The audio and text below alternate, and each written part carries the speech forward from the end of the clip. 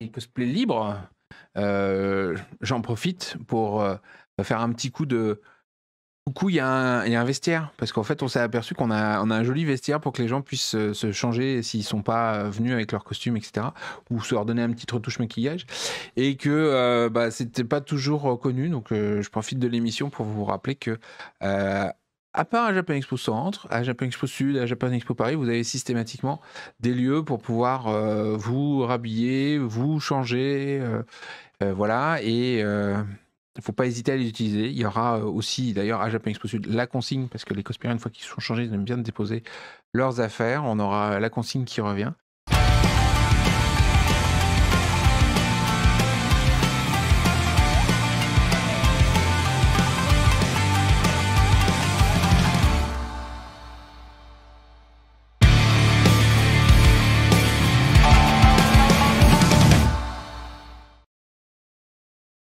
Vous avez très certainement de nombreuses questions. C'est le moment de les poser dans le chat. Et les messieurs à ma droite se feront un plaisir d'y répondre de ce pas. N'oubliez pas encore une fois de nous rejoindre sur Twitch tous les lundis, enfin un lundi sur deux à 19h30. Pour ça, il faut juste follow la chaîne et activer la petite cloche. Et vous pouvez poser vos questions et y répondre tout au long de la soirée. On attaque? On y va? Avec les premières questions qui commencent à popper. D'où vous est venue l'idée de faire un costume mascotte de Chibidino qui se balade en convention?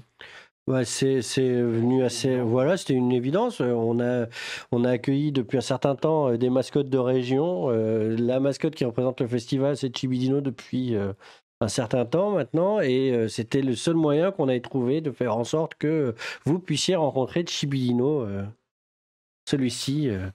À chaque fois, tout au long de l'année, prendre des photos avec lui, c'est quelque chose qui est tellement japonais en fait que c'est hyper évident qu'il nous faut une mascotte, quoi. Oui, et puis en fait, on a inclus Chibi depuis 2007 au final dans les affiches, et on se rendait compte que nous, on y attachait une grande importance, mais que comme il n'avait pas forcément d'existence sur le festival, peut-être que le public le connaissait moins. Et sur le modèle de ce qu'il peut y avoir à Euro Disney ou sur le modèle des Yurukara japonais, ça nous semblait indispensable d'avoir notre dinosaure en chair et en peluche. Sur Un vrai dinosaure. ouais, bien sûr, c'est un vrai dinosaure avec personne dedans. Tout va bien. Donc ça nous semblait indispensable qu'il soit là. Et puis il est tellement apprécié du public que plus les années passent, plus il a un agenda important. Alors il faut savoir qu'il faut être très gentil avec Chibidino, parce que les gens qui sont dedans, ils souffrent. Ils souffrent, surtout l'été où il fait très très chaud. Ils souffrent, mais voilà, il apparaît de plus en plus à droite à gauche. Faut pas hésiter à aller faire une photo avec et partager vos photos, parce qu'il est là pour vous faire ce plaisir-là. Il faut poser les questions une par une, hein, parce que les mitraillettes de questions. N'hésitez pas, si on les saute, à les reposer. Voilà, Voilà. Y aura-t-il des concours cosplay pour Japan Expo Sud? Si oui, quel jour? Tous les jours. Je pense que oui. Hein, Et notamment le World Cosplay Summit. Ouais, notamment la sélection française du World Cosplay Summit, qui est un des grands rendez-vous du cosplay dans le monde, puisque les vainqueurs ont quand même la chance d'aller concourir à Nagoya, hein, dans les souvenirs. À Nagoya, oui, tout à fait, la finale mondiale. D'accord. Un beau moment de Très cosplay. bien. En tout cas, on vous rappellera, on vous fera une émission vraiment dédiée à la planification de Japan Expo Sud. Qu'est-ce que vous y retrouverez? Ça, c'est obligé, hein, on vous en fera un live complet. Je vois dans le chat aussi, y aura-t-il une suite du partenariat avec Combo pour les transports? C'est les bus. D'accord. Ouais, c'est les bus Macron, là. Ah. Ok. Oui, on est en discussion avec eux là, donc ça devrait se faire. Voilà, mais pour l'instant, c'est. D'accord. Ok. Question suivante. Merci pour cet événement. Quand aurons-nous des informations sur un éventuel concours cosplay? Y aura-t-il une sélection CFC? Donc ça, on vient d'y répondre. Hein, pour les cosplays, il y en aura. CFC, du coup, mais pas CFC. ECG, World Cosplay. Ok. Sur les concours cosplay, je pense que ça va arriver rapidement. Et puis après, les cosplays libres, j'en profite pour faire un petit coup de coup, il y a un vestiaire, parce qu'en fait, on s'est aperçu qu'on a un joli vestiaire pour que les gens puissent se changer s'ils sont pas venus avec leur costume, etc. Ou se leur donner une petite retouche maquillage. Et que c'était pas toujours connu, donc je profite de l'émission pour vous rappeler que à part à Japan Expo Centre, à Japan Expo Sud, à Japan Expo Paris, vous avez systématiquement des lieux pour pouvoir vous rhabiller, vous changer, voilà, et il ne faut pas hésiter à les utiliser. Il y aura aussi, d'ailleurs, à Japan Expo Sud, la consigne, parce que les cosplayers, une fois qu'ils sont changés, ils aiment bien déposer leurs affaires. On aura la consigne qui revient. Et du coup, il y aura un concours par jour, et le cosplay libre, c'est quand vous voulez. D'accord. Et dans les allées, surtout dans les allées. Parce que c'est super ambiance. Et à Marseille, en plus, il y a les extérieurs, ça fait des super photos avec le soleil marseillais. Je n'en doute pas. Dans le chat, je vois également, est-ce que vous avez commencé à réfléchir à Japan Expo 2024? Avec les Jeux Olympiques, ça risque d'être compliqué, non? Oula, On on en a beaucoup parlé déjà. Il y a évidemment, quand on y réfléchit, il y a des contraintes, mais pour l'instant, c'est ce qu'on avait dit la dernière fois, c'est que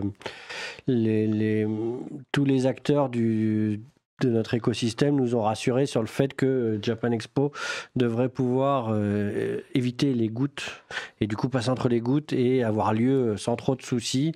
Ça crée des problématiques d'hôtel, ça crée des problématiques de disponibilité de matériel, mais rien qui nous empêche d'avoir lieu. D'accord. Il y a une petite question qu'on a sautée, et que j'ai vu passer plusieurs fois sur le Palais des Congrès. Je sais pas si tu l'as chopé. Mais du coup, on nous pose la question, le Palais des Congrès qui était donc là en 2020 et qui n'était pas là en 2022, ne sera pas là en 2023 non plus. Parce qu'on reste sur le même dispositif en termes de hall que en 2022 pour cette année 2023 à Marseille. D'accord. Ok.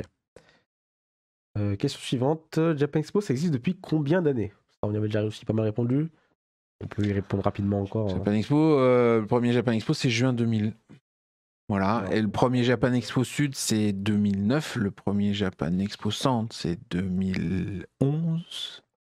Le premier Japan Expo Belgium. Mais voilà. En gros, on a commencé avec l'an 2000, donc c'est facile de compter. D'accord, ok. Et vive le CNIT, c'est vrai que c'était de beaux moments le CNIT. Ah non, je suis pas d'accord parce que le CNIT avec son 2,20 m de haut, c'était super galère pour organiser. Une histoire à raconter. Ouais. Belle histoire, ouais. Le Chibidino, il rentre pas dans le CNIT, il est trop haut. Ensuite, pour les concours cosplay, est-ce que les cosplays doivent être faits main? Oui. Oui, c'est Pour les concours. pas de costume que vous achèteriez déjà tout fait, etc. Ouais. On note notamment la qualité de votre savoir-faire en tant que... Alors, vous n'êtes pas obligé de l'avoir fait vous-même éventuellement, mais c'est conseillé parce que c'est quelque chose qu'on apprécie et c'est quelque chose qu'on recherche. Mais du coup, c'est vraiment à la fois la création et la prestation sur scène qui est notée, quoi. D'accord. Ensuite, pas trop inquiété par les retours des artistes amateurs sur les nouvelles conditions pour pouvoir accéder aux stands les moins chers, c'est-à-dire avoir une activité principale autre que liée à l'art. Il me semble que la nouvelle n'a pas été très bien accueillie. Alors, c'est pas une nouvelle parce qu'en fait, ça existe, c'est comme ça depuis toujours. C'est-à-dire que le but des stands amateurs, c'est d'aider les jeunes dessinateurs, créateurs, etc., à avancer. Et si ces personnes-là ont déjà une activité professionnelle basée sur ce qu'ils font, ce ne sont plus des amateurs. Donc, en fait, le but du jeu, c'est d'aider les gens qui se lancent. Pas d'accueillir sur des stands pas chers des gens qui ont déjà une activité professionnelle. Donc c'est pour ça qu'on demande à ce qu'il y ait effectivement une activité annexe, pour qu'on voit que vous avez une autre activité.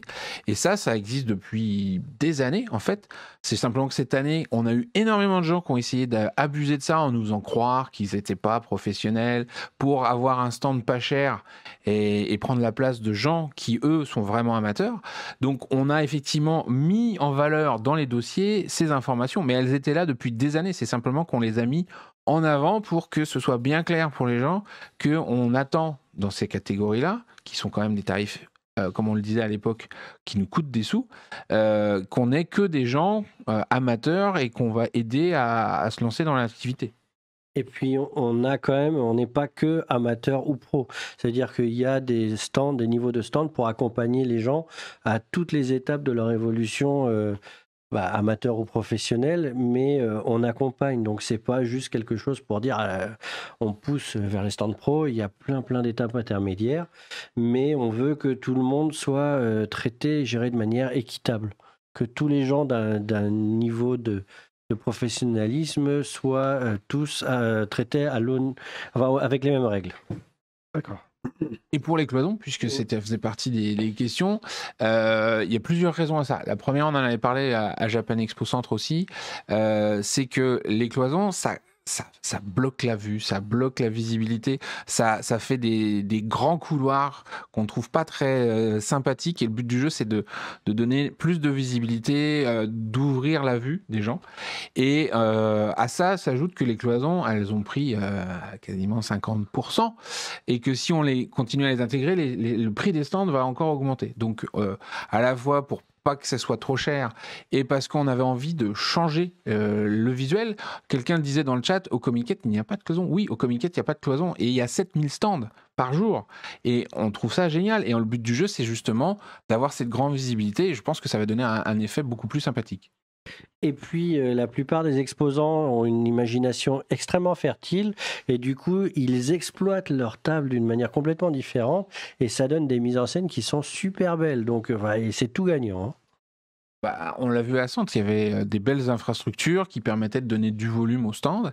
À ça s'ajoute, comme le disait Thomas, que si vous voulez vraiment des cloisons, vous pouvez passer la gamme au-dessus, que on a quand même plein de niveaux, parce que même en pro, on a les coups de pouce, puis on a enfin, voilà, il y a différents paliers. À un moment donné, simplement, on ne peut pas accepter que des gens qui vivent de leur activité de dessinateur prennent un stand à quelques centaines d'euros, qui normalement revient à des jeunes qu'on a envie d'aider. Voilà. D'accord. Ok. Autre question. Pourrons-nous avoir des adaptations théâtrales de mangas, animés et jeux vidéo mises en avant à Japan Expo? On est tout à fait ouvert à toutes les adaptations. Il se trouve qu'au Japon, il y en a de plus en plus, dans de plus en plus de genres différents. C'est-à-dire que nous, on a accueilli la dernière fois le ballet Dragon Quest, mais là, on a vu, c'est quoi que tu avais vu, du Takarazuka ou One Piece, je ne sais quoi. Enfin, il y a vraiment énormément d'adaptations. City Hunter. Ça m'étonnait, mais non, mais parce qu'il y avait aussi une adaptation One Piece. Oui, non, mais je ne doute pas. Mais que lui aille voir One Piece. C'est plus City Hunter. Mais voilà, donc il y a énormément de collaboration entre la sphère, on va dire, culture classique japonaise et la pop culture. Donc il ne serait pas étonnant que dans les années à venir, rien de spécifique pour cette année, mais que dans les années à venir, il y ait d'autres spectacles de ce genre-là qui pointent leur nez à Japan Expo. Oui, on est en discussion avec des gens autour d'une œuvre de Tetsuo Hara, par exemple, qui font de la comédie musicale.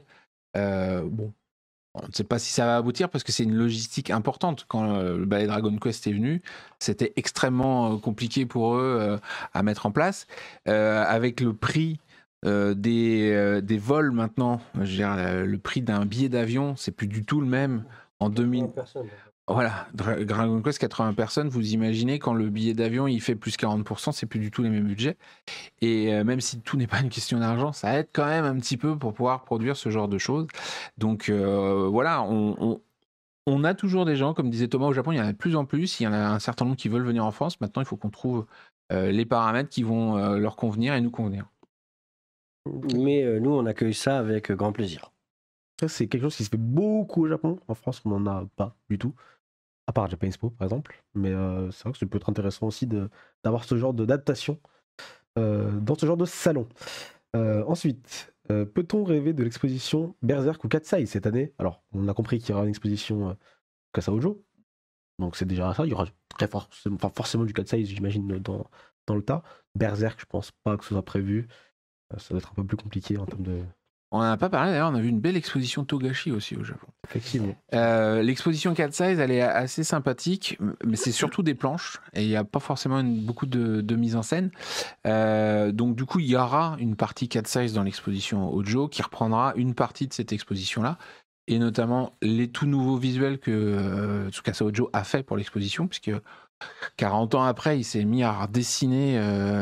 nos 3 héroïnes, et c'est magnifique. Donc on va avoir ce genre de choses, mais évidemment, sur une exposition qui dure que 4 jours, comme celle qu'on va produire nous. On peut pas faire la même chose que dans une exposition qui s'implante pendant 3 mois dans une galerie d'art et qui a un peu plus de surface aussi. C'est pas du tout les mêmes objectifs. Donc là, on va vous proposer une super expo avec plein de très beaux visuels, parce que là, on a eu accès à énormément de choses de la part de Monsieur Ojo. La différence par rapport à 2010, c'est que depuis, il a beaucoup travaillé sur la capitalisation de ses œuvres. Donc, il a numérisé énormément de choses. Et du coup, on a accès à beaucoup plus de choses qu'en 2010. Et on va pouvoir faire une exposition encore plus complète. Je pense que ça va être très, très cool à voir à Japan Expo, du coup, Paris, la prochaine édition. Est-ce que vous voyez d'autres questions intéressantes? Sinon, on peut s'arrêter là pour il y aura des groupes de danse à Japan Expo Sud. Il y en aura à Japan Expo à Paris aussi. Vous dire qui, là, moi tout de suite, je sais pas. Toi, tu en connais dans ta tête? Là, non, pour l'instant, Mais c'est sûr, il y en a. C'est sûr, il y aura des choses. Voilà. Il y aura des annonces ce soir, hein, n'oubliez pas. Donc, Il n'y a pas encore eu il y les a annonces. aussi de la musique. Peut-on espérer un retour de certaines personnes de nos lives? Il y a eu un événement anniversaire en juillet dernier. Du coup, il y aura toujours. Ce sont des bons copains, hein, donc s'ils veulent, ils viennent. Hein. Oui, nos lives, quelque chose à dire, quoi. Voilà. Ils étaient plus là en France Feuille l'année dernière quand même. Mais voilà, et l'application de Sud, elle n'est pas encore à jour. J'ai une réunion informatique mercredi 18, donc j'espère que ça sera le moment. Et je vois qu'il y a des gens qu'on va bientôt évoquer. Et voilà. Et comptez-vous aménager des spots pour faire des photos de cosplayers? Oui, on en avait plein à Japan Expo Centre. Pour ceux qui sont venus à Orléans, on avait de très beaux photocalls avec des paysages japonais. On aura ces photocalls, on aura de nouveaux décors, des choses plus manga, voilà, on a plein de trucs. Et c'est des formats qui sont très grands. Donc du coup, ça permet de vraiment faire des photos hyper immersives. On a vu circuler des photos sur les réseaux sociaux où franchement, j'ai l'impression que les gens, en fait, ils étaient partis au Japon, quoi. C'est de ouf. Donc à guetter, il y en a partout sur le festival et il y en aura de plus en plus. Et pour le karaoké géant, parce qu'on a loupé la moitié de la question, le karaoké géant, il y en a toujours à Japan Expo Sud. L'année dernière, c'était sur la scène Sakura en fin de journée. Je suis passé là, la salle elle était pleine, elle débordait, il y a du monde partout, donc si vous voulez passer un bon moment, effectivement, tous ensemble, à chanter des génériques, il y en aura vraisemblablement encore cette année, oui. Eh bien écoutez, c'est une très bonne nouvelle.